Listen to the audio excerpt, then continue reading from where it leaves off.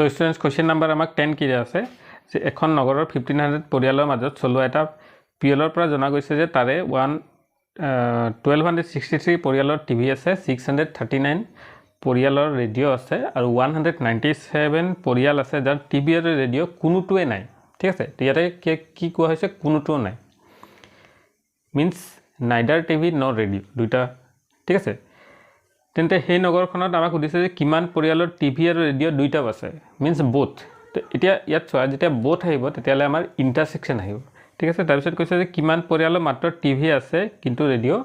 নাই সো ইয়াতে আমাৰ কি আহিব মাইনাস আহিব তেনেকে এটা কি বুলি কৈছে টিভি আছে ৰেডিঅ' নাই means t - r যদি আমি t ধৰো আৰু r ধৰো তেতিয়ালে t - r হ'ব কিমান পৰিয়ালৰ ৰেডিঅ' আছে কিন্তু টিভি নাই ঠিক আছে যেটো আমাক প্ৰশ্ন দিয়া আছে তো ইয়াতে আমি কি কৰিলো চোৱা যে টোটাল কিমান আছে আমাৰ টোটাল আছে তোমাৰ 1500 টা পৰিয়াল সো ইয়াতে আমাৰ এটো কি হৈ যাব n of u সো এটা n of u আমি কিয় লিখিম তো 1500 হৈ গল n of u কি লিখিম কাৰণ এতে প্ৰশ্নত কৈছে যে দুইটাও নাই টিভিও নাই ৰেডিঅ' নাই তেতিয়ালে n of u লিখিব লাগিব ঠিক আছে নেক্সট হৈ গল t সো t হলে টিভি কিমান আছে কিমান জনৰ টিভি আছে ইয়াত চোৱা টিভি আমাক কৈছে যে 1263 সেইটো হৈ যাব 1263 টিভি আছে নেক্সট ৰেডিঅ' এটো আমি r বুলি ধৰিলো তো কিমানটা পৰিয়ালৰ ৰেডিঅ' আছে তো 639 তো এটো হৈ যাব তোমাৰ 639 টা পৰিয়ালৰ ৰেডিঅ' আছে আৰু কোনোটো নাই চোৱা সৰি দুটাও আছে তো কোনোটো নাই তো এটো আমি কেনেকৈ লিখিম চোৱা কোনোটো নাই হলে এটো আমি কেনেকৈ লিখিব পাৰো number of t complement intersection r complement তোমার দেখিবা কোনোটো নাই হলে এটো লিখিবা ঠিক আছে সো এটো আমাক কিমান দিয়া আছে এটো আমাক দিয়া আছে তোমাৰ 197 এটো গল 197 তো এতিয়া আমি আৰম্ভ কৰো প্ৰথম প্ৰশ্ন যেটো আমাক সুধিছে যে টিভি আৰু দুইটাও আছে তো যেতিয়া দুইটাও আছে এটা আমাক আহিব a intersection ঠিক আছে সো ইন্টারসেকশনটো আমি কেনেকৈ ওলাওছো ইন্টাৰসেকশনৰ কাৰণে আমাৰ ফৰ্মুলা কোনটো আহিব ইউজ কৰিব পাৰো ইন্টাৰসেকশন এটো ফৰ্মুলা আমি ইউজ কৰিম তাৰ কাৰণে আমাক এটো ওলাব লাগিব ঠিক আছে তো আমি কি কৰো চোৱা t complement intersection r complement এটো দিয়া আছে তো এটো আমি এনেকৈ লিখিব পাৰো সো এটো কাৰ ইকুয়াল হ'ব এটো number of a union b so number of t union r এই পাৰ্টটো আমি প্ৰথমে উলাই লম কমপ্লিমেন্ট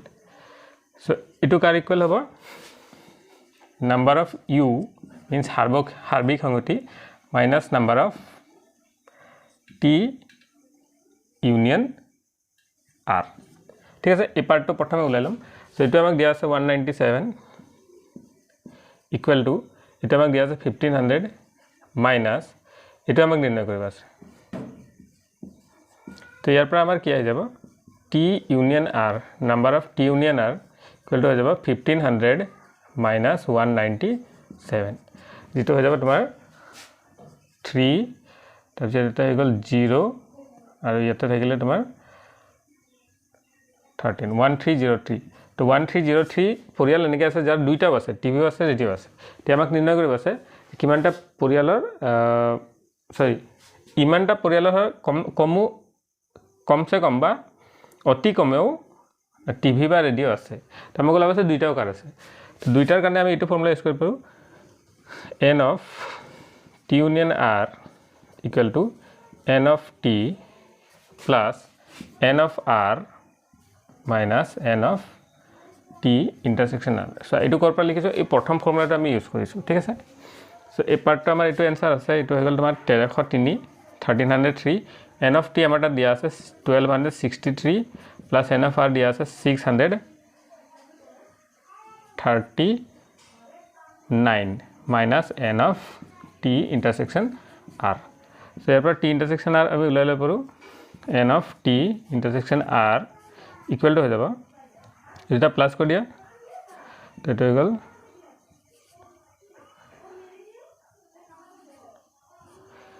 minus 1303 এটা আমি মাইনাস কৰি দিও তো গল 9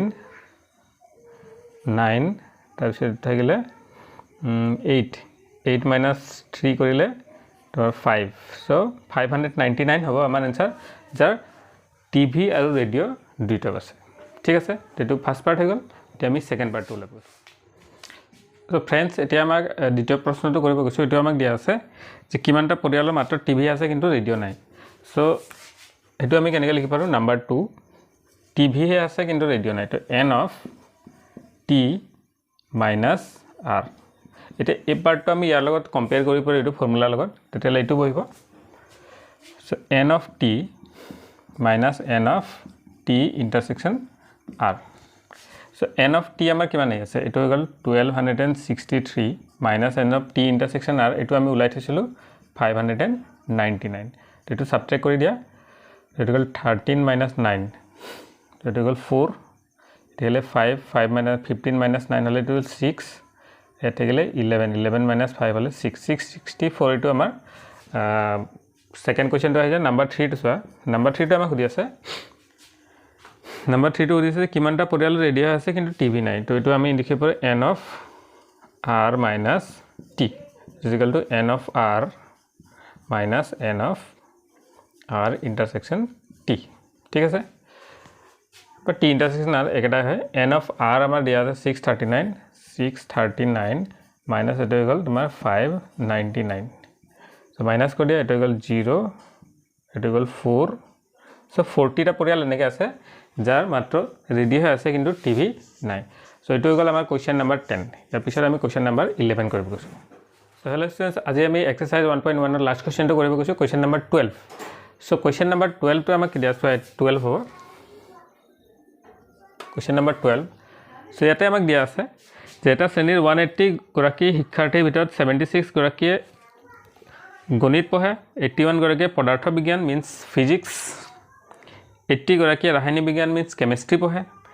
তদুপৰি 34 গৰাকীয়ে গণিত আৰু পদাৰ্থ বিজ্ঞান দুইটা পঢ়ে 30 গৰাকীয়ে এতে গণিত মানে ম্যাথছ আৰু তোমাৰ পদাৰ্থ বিজ্ঞান মানে হৈ গল ফিজিক্স ঠিক আছে তো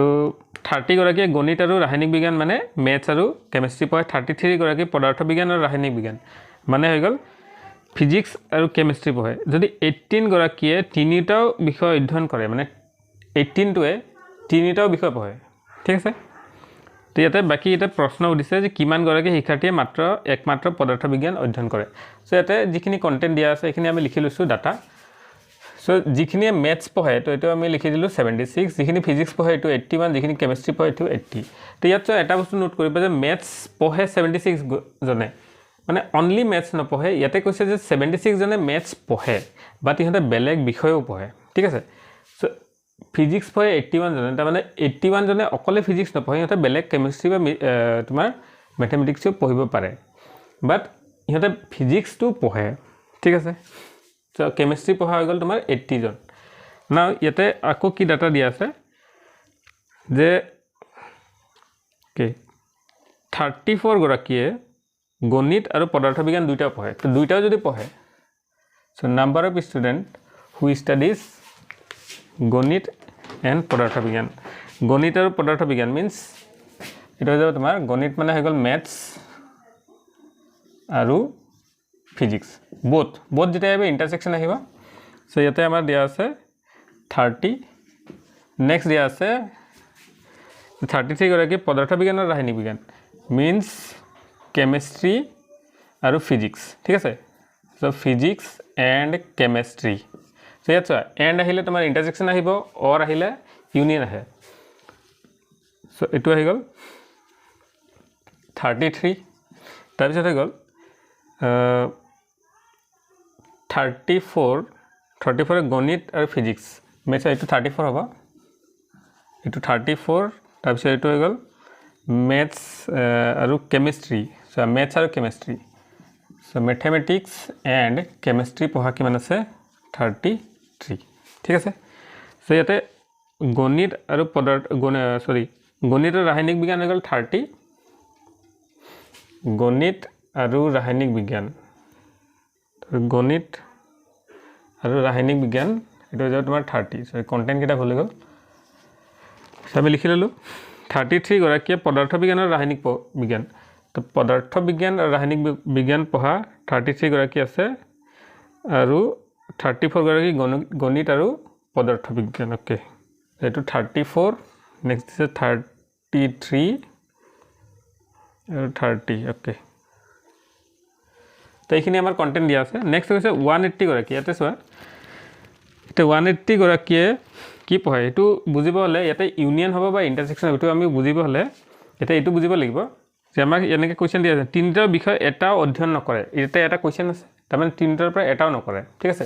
ফিজিক্স মেথমেটিক্স কেমেষ্ট্ৰি এই তিনিটাৰ পৰা এটাও নকৰে তাৰমানে এটা বেলেগ কিবা বিষয় পঢ়ে চ' এইটো যিহেতু দিয়া আছে ইয়াৰ কাৰণে আমি এইটো লিখিব পাৰোঁ n of u আৰু এইটো কিমান হৈ যাব এটা হ'ব তোমাৰ 180 ঠিক আছে এইখিনি হৈ গ'ল এতিয়া বাকি এটা কন্টেন্ট সৰি ইয়াতে আৰু এটা কোৱেশ্চন দিয়া আছে 18 গৰাকী তিনিটা বিষয় পঢ়ে সো ইয়াতে আমি লিখিব পাৰোঁ নাম্বাৰ অফ ফিজিক্স কেমেষ্ট্ৰি আৰু মেথমেটিক্স তিনিটা বিষয় তিনিটা ইন্টাৰসেকশন এটো কিমান আহিব তো এটো আহি গ'ল তোমাৰ 18 ঠিক আছে এইখিনি আমি উলাই ললো এতিয়া চোৱা এইখিনি আমি লিখি ললো এতিয়া ইয়াৰ সলিউশনটো কৰিব কৈছো সেটা আমাক দিছে number of student who study only physics তো ইয়াত আমি কি কৰিব লাগে এই লাষ্টত যেটো যিখিনি দিয়া আছে এটো পৰা আমি স্টাৰ্ট কৰিব লাগে লাষ্টত কি দিয়া আছে তিনিটা বিষয় পঢ়াত এটো তিনিটা চোৱা এটো মই বনাই থৈছো বেন ডায়াগ্ৰাম সো এটো ম্যাথমেটিক্স ৰিপ্ৰেজেন্ট কৰিব এটো বুজাব ফিজিক্স এটো হৈ গ'ল কেমিষ্ট্ৰি মানে এটো গণিত পদাৰ্থ বিজ্ঞান আৰু ৰাসায়নিক বিজ্ঞান তিনিটা বিষয় বুজাই আছে এটা তিনিটাও অধ্যয়ন কৰা কোনটো এটা বুজাব এই ভাগটো হৈ গ'ল তিনিটাও দুনে অধ্যয়ন কৰে সো এই তিনিটা হৈ গ'ল তিনিটাৰ কি হয় ইন্টাৰসেকশন তিনিটা হৈ গ'ল কমন সো ইয়াতে আহি যাব তোমাৰ 18 সো ইয়াতে আমি লিখিলো 18 ঠিক আছে এতিয়া এটা কৈছে যে গণিত আৰু ৰাসায়নিক বিজ্ঞান সো গণিত আৰু ৰাসায়নিক বিজ্ঞান সি মানে ৰাসায়নিক বিজ্ঞান এম মানে গণিত তো ম্যাথমেটিক্স এন্ড কেমিষ্ট্ৰি 30 জনে পঢ়ে এটা ইয়াত চোৱা ম্যাথমেটিক্স আৰু কেমিষ্ট্ৰি তো এই পাৰ্টটো কি বুজাব যে ম্যাথমেটিক্স আৰু কেমিষ্ট্ৰি দুইটা বিষয় পঢ়া এই পাৰ্টটো হৈ যাব আৰু ইয়াতে অলৰেডি আমি 18 লিখি লৈছো তাৰ কিমান বাচিব আমাৰ 30 হলে আৰু 12 বাচিব সো এটা কিমান হ'ব 12 ঠিক আছে সো নেক্সট হৈ গ'ল মেথছ আৰু ফিজিক্স কিমান জনে পঢ়ে সো মেথছ আৰু ফিজিক্স পঢ়ে 34 জনে সো 34 জনৰ ভিতৰত তোমাৰ এটো আহিব যিনে দুইটা বিষয় পঢ়ে এই ভাগটো ঠিক আছে ব্লু আৰু ৰেড টু এই ভাগটো কি আহিব দুইটা বিষয় পঢ়া ইয়াতে অলৰেডি 18 জন ইয়াতে আমি হুমাই দিছো তেতিয়া হলে 34 লাগে যালে আমাক কিমান আৰু প্লাস কৰিব লাগিব তো এটো হৈ গ'ল তোমাৰ 16 হ'ব ঠিক আছে এটো কিমান হৈ গ'ল 16 বুজি পাইছা নহয় চোৱা ম্যাথমেটিক্স আৰু ফিজিক্স পঢ়া ইমানখিনি আছে তো ইয়াৰে যদি 18 ইমানখন হৈ গ'ল তাৰ 16 হ'ব তেতিয়া এটো কিমান আহিব তোমাৰ 34 ঠিক আছে তো এটো আমি লিখি ললো নেক্সট কেমিষ্ট্ৰি আৰু ফিজিক্স পঢ়া কেমিষ্ট্ৰি আৰু ফিজিক্স পঢ়া এটো 33 আছে 33 ভিতৰত চোৱা এই ভাগটো কেমিষ্ট্ৰি আৰু ফিজিক্স দুটাও পঢ়া বুজাব ইয়াৰ পৰা 33 পৰা 18 অলৰেডি আমি লিখি থৈছো তো আৰু কিমান লাগিব 33 হ'বলে আৰু লাগিব আমাক 15 সো ইয়াতে হৈ যাব তোমাৰ 15 ঠিক আছে ওকে এতিয়া চোৱা এটা কৈছে যে ম্যাথমেটিক্স কিমান জনে পঢ়ে 76 জনে কি পঢ়ে ম্যাথমেটিক্স সো 76 ৰ পৰা চোৱা ম্যাথমেটিক্স এই গুটে ৰাউন্ডটো কি হ'ব 76 তাৰ পৰা তোমাৰ 16 18 আৰু 12 অলৰেডি এই পাৰ্টটো ফিল হৈ গৈছে তো 16 18 আৰু 12 এটো আমি তিনিটা প্ৰথমে প্লাস কৰি লম 46 আৰু এটো ম্যাথমেটিক্স পৰা 76 আছিল তো 76 ৰ পৰা যদি আমি 46 মাইনাস কৰি দিও তো এটো গল 0 এটো গল 30 তাৰ মানে গণিত পঢ়া কিমান জন হ'ব 30 তো এটো গল তোমাৰ 30 ঠিক আছে এতিয়া আমাক যদি সুধে যে অকলে ফিজিক্স পঢ়া কিমানটো তো অকলে ফিজিক্স পঢ়া এই পাৰ্টটো যাব এইখিনি পাৰ্ট নুবুজায় কাৰণ ইয়াতে মিক্স হৈ আছে অনলি ফিজিক্স তো এটো পাৰ্ট ইমান জন আছে মানে অনলি ফিজিক্স পঢ়িব বা পদাৰ্থ বিজ্ঞান পঢ়িব এতিয়া চোৱা পদাৰ্থ বিজ্ঞানৰ তুমি যদি চোৱা 15 18 আৰু 16 অলৰেডি ফিল হৈ গৈছে তিনিটা যদি আমি প্লাস কৰি লওঁ তো 49 জনে এইখিনি আছে এইখিনি মিলাই 49 আৰু তোমাৰ ফিজিক্স পৰা কিমান কৈছে 81 সো 81 ৰ পৰা এটো মাইনাস কৰি দিয়া সো 81 মাইনাস 49 দুই থাকিলে 32 তো 32 জনে কি পঢ়ে অনলি ফিজিক্স পঢ়ে এতিয়া আমাক ওলাব আছে কেমিষ্ট্ৰি অনলি কেমিষ্ট্ৰি কিমান জন পঢ়ে সো চোৱা কেমিষ্ট্ৰি তোমাৰ 18টা ঘৰ ফিল্ডাৰ হৈ গৈছে এটো গল 12 এটো 18 তো এটো গল তোমাৰ 30 40 45 এটা অলৰেডি 45টা ফিল্ড হৈ গৈছে আৰু ইয়াতে আমাক কেমিষ্ট্ৰি পঢ়া কিমান জন কৈছে 80 তো 80 পৰা আমাৰ এইটো হৈ গ'ল 45 80 পৰা যদি আমি 45 মাইনাস কৰো তোমাৰ থাকি যাব 35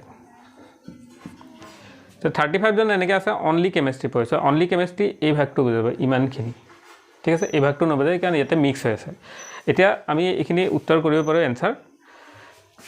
তো এইটো চোৱা ঠিক আছে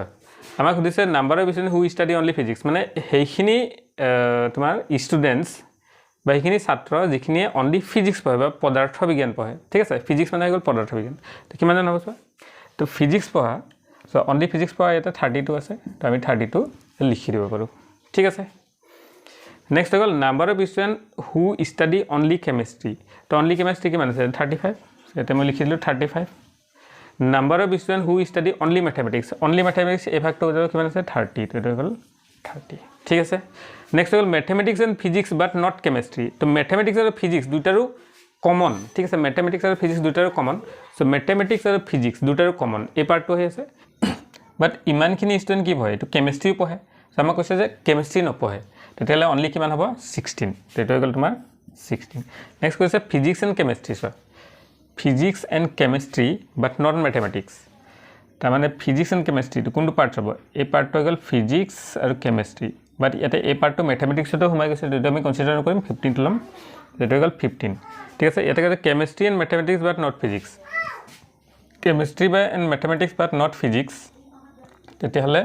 18 টো আমি নট মানে এইটো কেনচেল আউট কৰিব লাগিব আমাৰ কিমান থাকি যাব এইটো 12 এতিয়া আমাক ফাইন কৰিব আছে student who study none of the three subject মানে এটা ছাবজেক্ট নপঢ়া এইটো কোনটো পাৰ্টত আহিব এইখিনি পাৰ্টত আহিব এটা ছাবজেক্ট নপঢ়া সো এইখিনি পাৰ্টটো আমি কেনেকৈ ওলাম টোটেল যেটো আছে টোটেল কিমান আছে আমাৰ টোটেল আছে তোমাৰ 180 সো 180 মাইনাস এইটো হৈ যাব এই গুটেকিটা প্লাস কৰি দিয়া ঠিক আছে তো এইটো হৈ গ'ল তোমাৰ 30 plus 32 plus 35 plus 18 plus 12 plus 15 ঠিক আছে প্লাস 16 গুটেকিটা প্লাস কৰি দিয়া তো দেখিবা গুটেকিটা প্লাস কৰিলে তোমাৰ 140 আহিব সো এইটো হৈ গ'ল তোমাৰ 180 minus 140 which is equal to 40 so a part হৈ গ'ল আমাৰ question number 12 ঠিক আছে সো কিবা কোৱেৰিজ থাকিলে তোমালোকে কমেন্ট কৰিবলৈ নাপাহৰিবা